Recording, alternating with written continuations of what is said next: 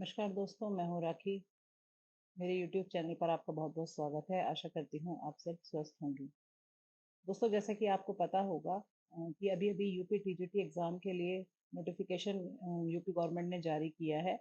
यूपीएसएसबी की साइट पर ये नोटिफिकेशन आ चुका है। आज मैं इसी के बारे में आपके लिए वीडियो लेकर आई हूँ, जिसमें कुछ महत्वपूर्ण बातों पर चर्चा हम करेंगे। सबसे पहले देखेंगे कि इसके जो एग्ज़ाम फॉर्म फिल करने की डेट है वो कब से है और लास्ट डेट कब है, और बाकी की सारी महत्वपूर्ण बातें कि एलिजिबिलिटी क्या है, क्या क्या आपको करना होगा, वो सारी चीज़ें हम इसमें देखेंगे। कितनी वैकेंसीज आई हैं, इन सभी को हम इसमें देखेंगे। ये वीडियो आपके लिए बहुत ही महत्वपूर्ण होने वाली है, इसलिए बने रहिएगा वीडियो के अंत तक। यदि आपने मेरे चैनल को अभी तक सब्सक्राइब नहीं किया है तो मेरे चैनल को आज ही सब्सक्राइब करें, तो और सभी महत्वपूर्ण इन्फॉर्मेशन आपको मिलती रहेंगी। साथ ही बेल आइकन को क्लिक ज़रूर करें। चलिए देर न करते हुए शुरू करते हैं आज का वीडियो। सबसे पहले देखते हैं कि जो यूपी उत्तर प्रदेश यूपी माध्यमिक शिक्षा सेवा चयन बोर्ड प्रयागराज द्वारा ये विज्ञापन जारी किया गया है, जिसका विज्ञापन संख्या है 01/2022 प्रशिक्षित स्नातक शिक्षक, जिसमें आवेदन करने की जो प्रारंभिक तिथि है वो है 9/6/2022। आज से ही इसके विज्ञापन में आवेदन किया जा सकता है। साथ ही इसमें इसके अलावा ऑनलाइन शुल्क करने की जो प्रारंभिक तिथि है वो भी आज से ही स्टार्ट है। ऑनलाइन आवेदन पंजीकरण की जो अंतिम तिथि है, जो ऑनलाइन रजिस्ट्रेशन आप कर सकते हैं, वो इसमें 3/7/2022 यानी 3 जुलाई तक आप कर सकते हैं। और ऑनलाइन शुल्क जमा करने की अंतिम तिथि जो है वो 6/7/2022 है। ऑनलाइन आवेदन सबमिट करने की अंतिम तिथि 9/7/2022 है। यानी आज से विज्ञापन के अनुसार आज से फॉर्म इसके शुरू हो जाएंगे फिलअप होने, और 9/7/2022 तक आप लास्ट डेट है इसको फॉर्म एप्लीकेशन सबमिट करने की, और फी सबमिट करने की लास्ट डेट जो है वो 6/7/2022 है। अब देखते हैं कितने पद इसमें निकले हैं। उत्तर प्रदेश माध्यमिक शिक्षा सेवा चयन बोर्ड प्रयागराज द्वारा विज्ञापन संख्या 1/2022 के माध्यम से प्रदेश के सहायता प्राप्त अशासकीय माध्यमिक विद्यालयों में प्रशिक्षित स्नातक शिक्षक के रिक्त पदों की संख्या है 3539। टोटल जो संख्या है 3539 है, जो कि विषयवार और वर्गवार आगे की जो स्लाइड्स है उसमें मैं आपको दिखाऊंगी। अब देखते हैं कि जो इसमें आवेदन पत्र भरा जाएगा वो उसके लिए क्या स्टेप्स फॉलो करने पड़ेंगे। तो ऑनलाइन आवेदन की करने संबंधी संक्षिप्त अनुदेश जो विज्ञापन में जारी हुए हैं, मैंने वही सब लिया है जिससे कि आपको इजीली सब समझ में आ सके। ऑनलाइन आवेदन करने से पहले आपको पहले तो इसको विज्ञापन को पूरा पढ़ना आवश्यक है। आप ध्यानपूर्वक इस विज्ञापन को पूरी तरीके से पढ़ लें, जिससे कि आपको सभी सभी निर्देशों से अवगत हो सकें। ऑनलाइन आवेदन करने हेतु सर्वप्रथम अभ्यर्थी को चयन बोर्ड की वेबसाइट पर प्रदर्शित लिंक परीक्षा 2022 के लिए ऑनलाइन आवेदन पर जाकर क्लिक करना होगा। सबसे पहले जो ये लिंक दिया है चयन बोर्ड की वेबसाइट पर, उस पर आप क्लिक करेंगे। यहाँ अभ्यर्थियों को ऑल नोटिफिकेशन एडवर्टाइजमेंट डिटेल्स आदि दिखाई देंगे। तो इसमें आप जब इस पेज पर जाएंगे तो आपको ये सब चीज़ें दिखाई देंगी। नोटिफिकेशन में 3 मुख्य बटन हैं। सबसे पहला है यूज़र इंस्ट्रक्शन, दूसरा है व्यू एडवर्टाइजमेंट, तीसरा है अप्लाई।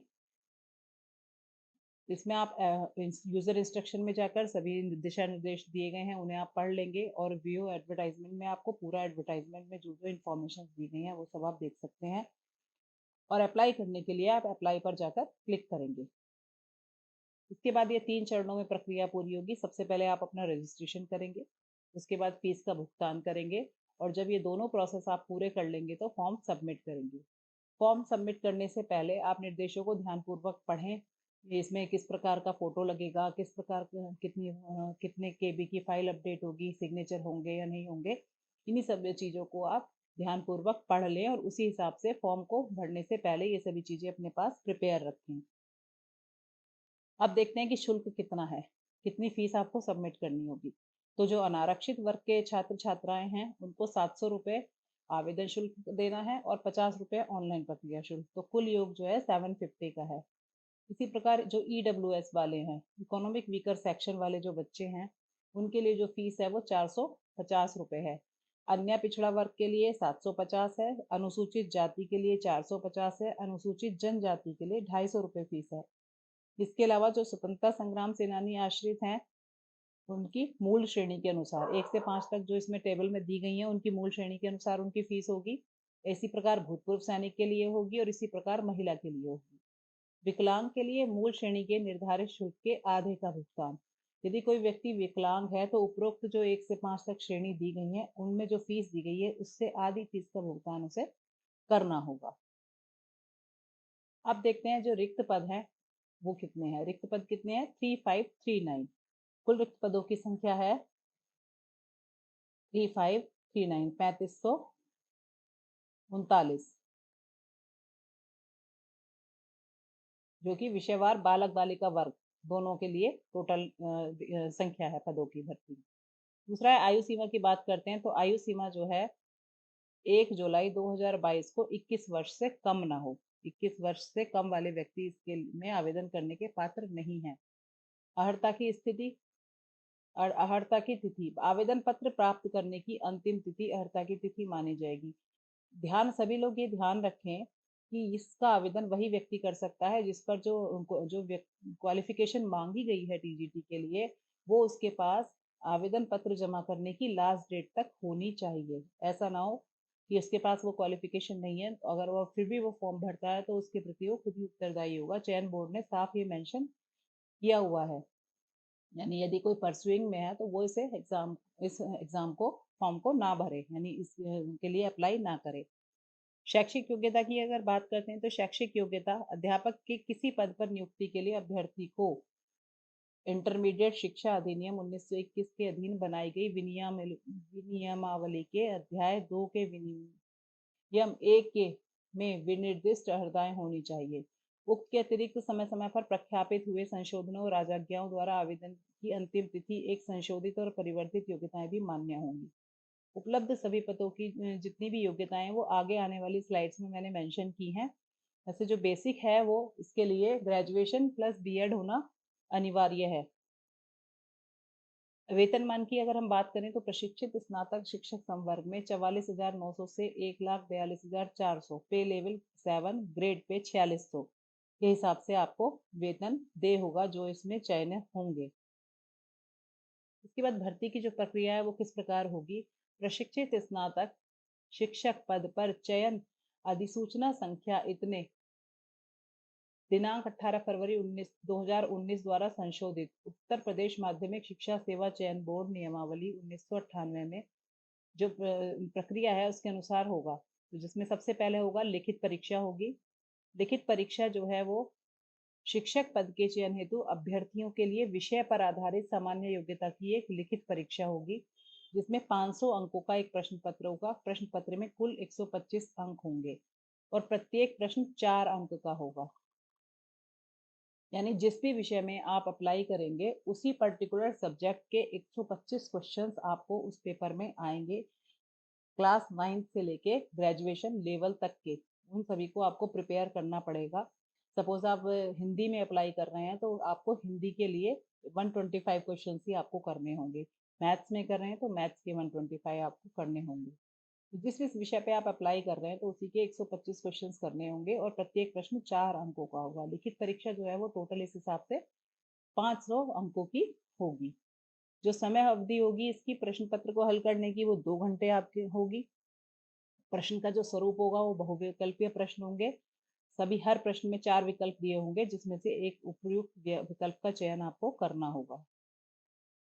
नेक्स्ट है चयन हेतु मेरिट। लिखित परीक्षा के आधार पर अभ्यर्थियों द्वारा प्राप्त अंकों के आधार पर प्रशिक्षित स्नातक शिक्षक के चयन हेतु उत्तर प्रदेश माध्यमिक शिक्षा सेवा चयन बोर्ड नियमावली 1998 के नियम 12(8) के अनुसार विज्ञापित रिक्तियों की संख्या से अधिक की समेकित पैनल लिस्ट मेरिट क्रमानुसार तैयार की जाएगी। यानी जो इसमें सिलेक्शन होगा, आपके जो चयन होगा वो इस हिसाब से होगा कि आपके रिटन में कितने मार्क्स आए उसकी मेरिट बनाई जाएगी। संस्था आवंटन बोर्ड द्वारा जो नियम दिया गया है उसके अनुसार संस्था का आवंटन किया जाएगा। इस प्रकार चयनित अभ्यर्थियों को आवंटित संस्थाओं के नामों सहित सूची पैनल जिला विद्यालय निरीक्षक को बोर्ड अग्रसारित करेगा और उसकी एक प्रति संयुक्त शिक्षा निदेशक को भेजेगा। काउंसलिंग होगी आपकी और उसके बाद फिर आपका संस्था का आवंटन होगा। अब बात करते हैं कि इसमें किस कास्ट के लिए किस कैटेगरी के लिए कितनी वैकेंसीज दी गई हैं किस विषय में। तो सबसे पहले देख लेते हैं, सब एक फर्स्ट कॉलम में सब्जेक्ट दिया है, दूसरे में कैटेगरी दी है, जनरल, ओबीसी, एससी, एसटी, और फिर उन सबका टोटल दिखाया गया है। जो सबसे ज्यादा वैकेंसी है इसमें, अगर हम इस टेबल को देखें तो सबसे ज्यादा वैकेंसी मैथ्स में आई है।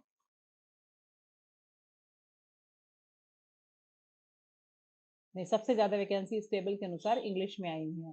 तो इंग्लिश में अगर हम देखते हैं सबसे ज्यादा वैकेंसी हैं 511, जिसमें से 275 जो हैं वो जनरल के लिए हैं, 156 ओबीसी के लिए हैं और 79 एससी के लिए हैं। इसी प्रकार से विभिन्न विषयों की इस टेबल में दी गई हैं, आप लोग इसे देख सकते हैं, एडवर्टाइजमेंट भी दिया है और मैंने स्क्रीन पर दिखाया हुआ है।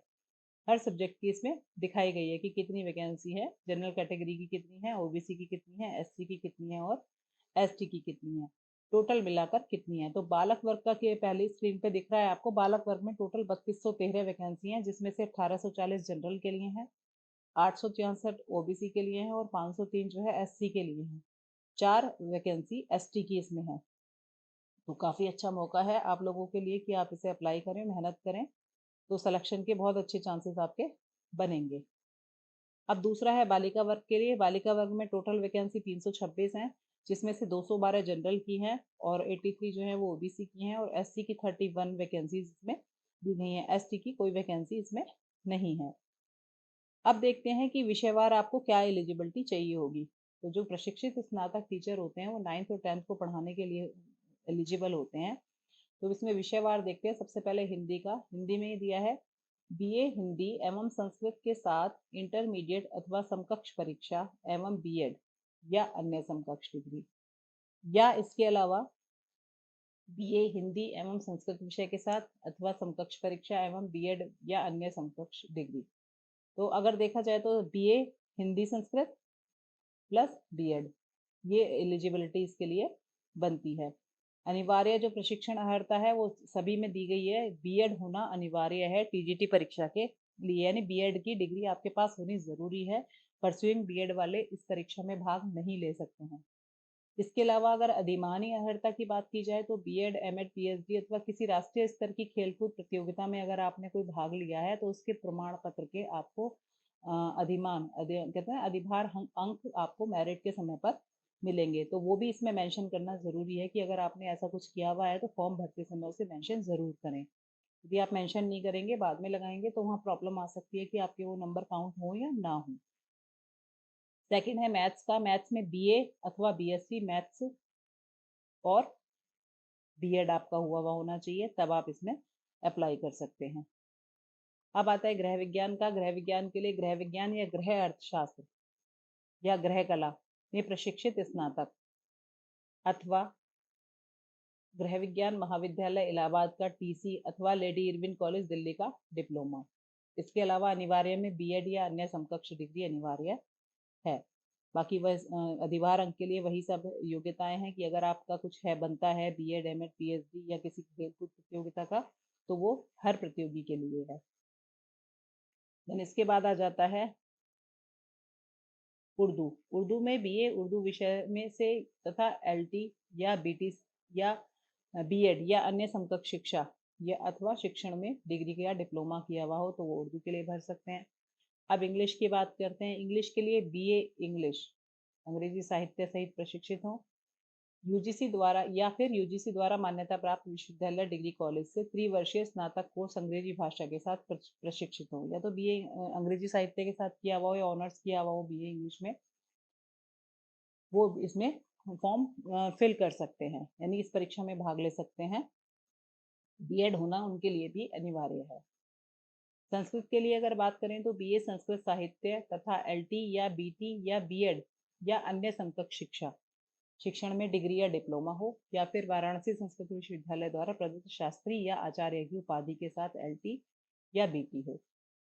बीएड इसमें भी होना अनिवार्य है। इसके बाद है वाणिज्य। वाणिज्य के लिए बीकॉम होना जरूरी है और बीएड, बीकॉम बीएड वाले वाणिज्य में भाग ले सकते हैं। कृषि के लिए बीएससी कृषि में जिन्होंने किया हुआ हो और बीएड किया हुआ हो वो लोग इस परीक्षा में भाग ले सकते हैं।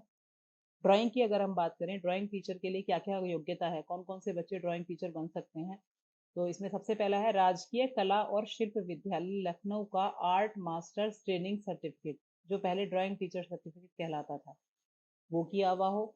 या फिर प्राविधिक कला के साथ उत्तर प्रदेश माध्यमिक शिक्षा परिषद की इंटरमीडिएट परीक्षा, प्राविधिक कला में इंटरमीडिएट किया हुआ हो। या प्राविधिक कला के साथ हाई स्कूल परीक्षा और इनमें से कोई एक योग्यता है, हाई स्कूल भी कर रखा हो प्राविधिक कला में, या फिर इनमें से कोई एक योग्यता हो। ड्राइंग अथवा पेंटिंग के साथ बीए या कला भवन शांति निकेतन या फाइन आर्ट डिप्लोमा या राजकीय drawing and handicraft centre Allahabad का सर्टिफिकेट या कलकत्ता की फाइनल ड्राइंग टीचरशिप परीक्षा या लाहौर के मेयो स्कूल ऑफ आर्ट्स की टीचर सीनियर सर्टिफिकेट परीक्षा या बम्बई की इंटरमीडिएट ग्रेड ड्राइंग परीक्षा या बम्बई की थर्ड ग्रेड आर्ट्स स्कूल परीक्षा, इनमें से कोई एक योग्यता वो रखता हो तो वो इसके लिए अप्लाई कर सकता है। यहाँ फिर बीएड की जो वो है अनिवार्यता वो नहीं है, अगर आपने कर रखा है तो वो आपकी एडिशनल ऐड हो जाएगी। इसके साथ साथ इन्होंने कुछ नीचे कमेंट में भी दिया है, इसे भी जानना जरूरी है। इनमें से दो, एक उपयुक्त दो के अंतर्गत इंटरमीडिएट परीक्षा उत्तीर्ण होना सबके लिए आवश्यक है, यानी 12th होना जरूरी है दोनों ही कंडीशन में। परंतु यदि उसे परीक्षा में प्राविधिक कला लिए जाने का प्रमाण पत्र उपलब्ध न हो तो उसके स्थान पर उस स्तर की प्राविधिक कला के ज्ञान का प्रमाण स्वीकार किया जा सकता है। बालिकाओं की संस्थाओं के अध्यापकों को प्राविधिक कला की योग्यता में छूट दी जाएगी। जो बालिका संस्थान है, यानी जहाँ गर्ल्स स्कूल में जो ये वैकेंसी है, वहाँ पर प्राविधिक कला की योग्यता से छूट दी जाएगी, वहाँ इसकी अनिवार्यता नहीं रहेगी। जो ऊपर तीसरा पॉइंट दिया है उसमें के अंतर्गत हाई स्कूल परीक्षा उत्तीर्ण होना सबके लिए आवश्यक है, परंतु यदि उस परीक्षा में प्राविधिक कला लिए जाने का प्रमाण उपलब्ध न हो तो उसके स्थान पर उस स्तर की प्राविधिक कला के ज्ञान का प्रमाण स्वीकार किया जा सकता है। बालिकाओं की संस्था में अध्यापकों को प्राविधिक कला की योग्यता से छूट दी जाएगी। उपरोक्त अर्हता के साथ सहायक अध्यापक हेतु किसी विषय में स्नातक उपाधि होना अनिवार्य है, यानी आपको एक ग्रेजुएशन चाहिए और उपयुक्त जो योग्यताएं दी हैं वो चाहिए, तब जाके आप इसमें अप्लाई कर सकते हैं। विदाउट ग्रेजुएशन आप इसमें अप्लाई नहीं कर सकते, केवल ऊपर दी हुई योग्यता होने से अप्लाई नहीं कर सकते, बल्कि उसके साथ साथ सहायक अध्यापक हेतु किसी विषय में भी स्नातक उपाधि होना अनिवार्य है इन योग्यताओं के साथ, ये ध्यान रखना है। इसके बाद शारीरिक शिक्षा के लिए देखते हैं। शारीरिक शिक्षा में अगेन माध्यमिक शिक्षा परिषद उत्तर प्रदेश द्वारा प्रदत्त इंटरमीडिएट प्रमाण पत्र अथवा उसके समकक्ष कोई अन्य अर्हता, राज्य सरकार के शिक्षा विभाग द्वारा प्रदत्त या तो सीपीएड किया हुआ हो, बीपीएड किया हुआ हो, इस प्रकार की जो परीक्षाएं वो भारत में विधि द्वारा स्थापित किसी मान्यता प्राप्त विश्वविद्यालय से स्नातक उपाधि कर रखी हो, इसमें सीपीएड प्रमाण पत्र या अन्य समकक्ष प्रमाण पत्र अनिवार्य है।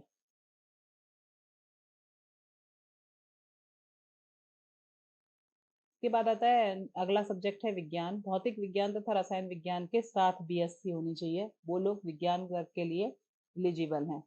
यानी जिन्होंने के भौतिक विज्ञान और रसायन विज्ञान के साथ बीएससी नहीं की हुई है वो विज्ञान वर्ग में नहीं भर सकते। दूसरा है इस बीएड सब में अनिवार्य है। तीसरा है, इसके बाद आ जाता है जीव विज्ञान। जीव विज्ञान के लिए जंतु विज्ञान और वनस्पति विज्ञान का से बीएससी होना अनिवार्य है। अगर ये दो सब विषय आपके पास बीएससी में है तभी आप इसके लिए एलिजिबल हैं। इसके बाद सामाजिक विज्ञान। सामाजिक विज्ञान के लिए निम्न में से किन्हीं दो विषय आपके पास बीए में होने चाहिए, यानी इतिहास, भूगोल, राजनीति शास्त्र या अर्थशास्त्र। ये इन चारों सब्जेक्ट में से कोई दो विषय बीए में होने जरूरी हैं अगर आप सामाजिक विज्ञान के अध्यापक बनना चाहते हैं। बीएड डिग्री सभी में अनिवार्य है।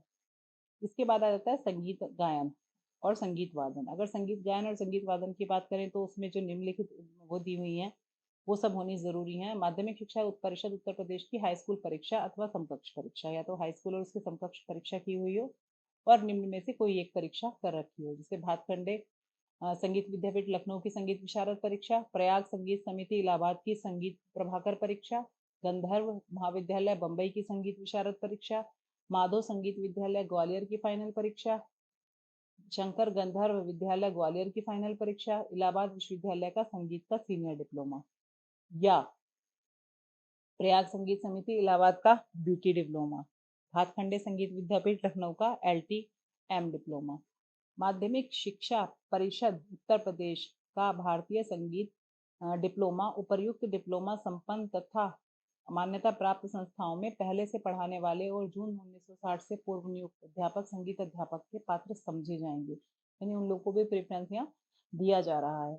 इसके अलावा आपका ग्रेजुएशन होना ज़रूरी है, ये इसमें नीचे मेंशन्ड है। केवल इन्हीं योग्यताओं से काम नहीं चलेगा, बल्कि आपका ग्रेजुएशन होना भी आवश्यक है। बीएड इसके लिए कंपल्सरी नहीं है, अगर आपने कर रखा है तो बहुत अच्छा है। तो ये सभी मैंने चीज़ें आपके लिए डिस्कस की आज टीजीटी के विज्ञापन के विषय में। बाकी इस विज्ञापन के जो डिटेल है वो मैं डिस्क्रिप्शन बॉक्स में आपको प्रोवाइड कर दूंगी, PDF आप वहाँ से देख सकते हैं। यदि कोई क्वेरी हो तो आप कमेंट बॉक्स में मुझसे पूछ सकते हैं। जो भी आपके सवाल हों टीजीटी फॉर्म को भरने से लेकर या इसकी योग्यता से संबंधित या कुछ भी इस विज्ञापन से संबंधित आप पूछना चाहते हैं, इस परीक्षा से संबंधित, तो आप मेरे कमेंट बॉक्स में कमेंट लिख कर छोड़ सकते हैं, मैं आपको आंसर कर दूंगी। यदि आपको मेरा वीडियो पसंद आया हो तो आप कृपया मेरे चैनल को लाइक ज़रूर करें। मिलते हैं नेक्स्ट वीडियो में।